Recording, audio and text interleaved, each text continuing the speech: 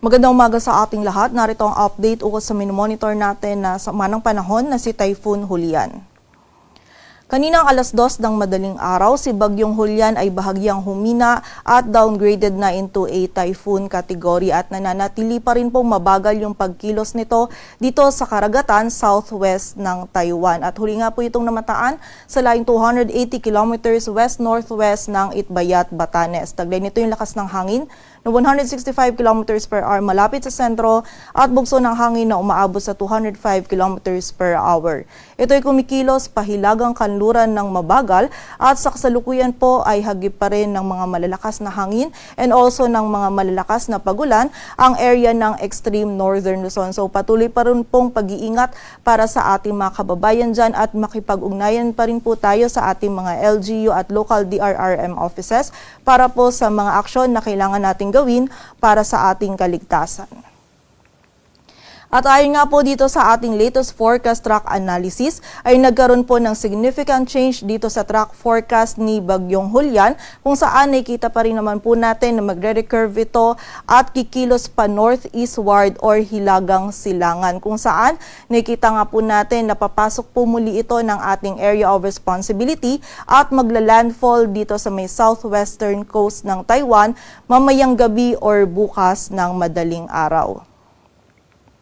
At after landfall nga po nito ni Bagyong Julian, ay nakikita po natin na magiging pabago-bago yung pagkilos nito kapag nga po tinahak na nito yung landmass at coastal waters ng Taiwan bago po ito tuluyang kumilos pa southwestward patungo dito sa Taiwan Strait at dito sa karagatan timog ng mainland China. At nakikita po natin na lalabas ito ng ating area of responsibility by Friday evening or Saturday morning. At dahil nga po sa kasalukuyan ay wala po tayong dominant weather system na nakakaapekto or nag-i-influence dito sa general motion or pagkilos ni Bagyong Julian, ay hindi pa rin po natin inaalis yung possibility na sa mga susunod po na ipapalabas natin na bulletin ay magkakaroon po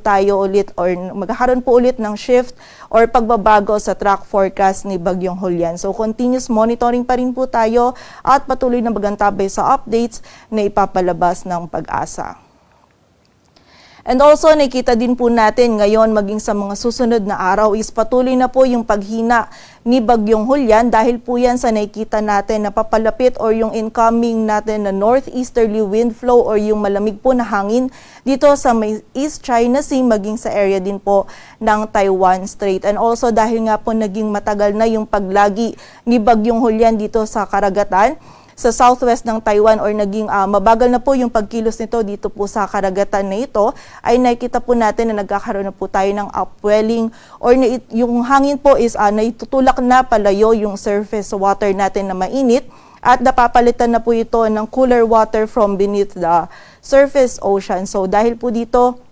ay hindi na po nagiging ganun ka-favorable yung condition para kay Bagyong Julian na mag-intensify pa. And also, nakita din po natin kapag nga itong si Bagyong Julian ay tinahak na itong landmass ng Taiwan ay magkakaroon din po tayo ng frictional effects kung saan hindi rin po natin inaalis or niro-rule out yung possibility na bago pa man po lumabas ng par itong si Bagyong Julian ay maging isang low pressure area na lamang po ito. So muli po, continuous monitoring pa rin po tayo at patuloy po tayo mag-antabay sa updates na ipapalabas ng Pag-asa. Samantala, may kita pa rin po natin na dito sa yellow circle,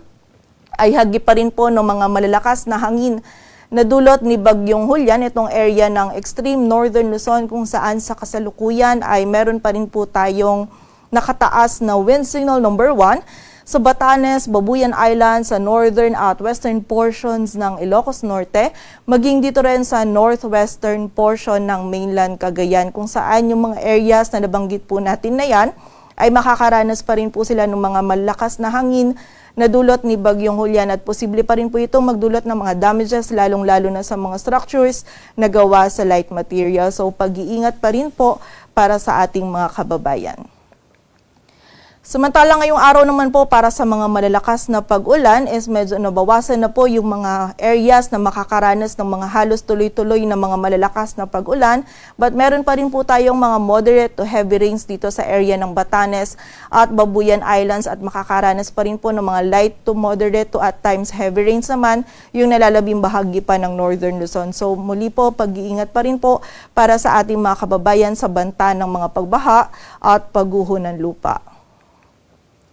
At sa kasalukuyan po ay meron pa rin tayong nakataas na gale warning. Dito yan sa mga dagat baybayin ng Batanes, Babuyan Islands, maging sa northern coast ng Ilocos Norte kung saan hindi pa rin po natin pinapayagang pumalaot yung mga kababayan natin mga isda, pati na rin yung may mga maliliit na sasakyang pandagat.